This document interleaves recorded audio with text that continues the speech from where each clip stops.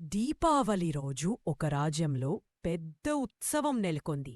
రాణి సాయంత్రం లక్ష్మీపూజ కోసం లక్ష్మీహారాన్ని పాలలో కడిగి పక్కన పెట్టినది.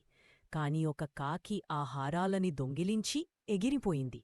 తరువాత్ రాజు దండోరా వేయించాడు. ఎవరు ఆ లక్ష్మీహారాన్ని తిరిగి తెస్తారో వారికి అడిగిన బహుమతి ఇస్తాను అన్నాడు. అదే రాజ్యంలో ఒక పేద వృద్ధ దంపతులు నివసించేవారు. వాళ్లకు కేవలం 2 దుస్తులు మాత్రమే ఉండేవి.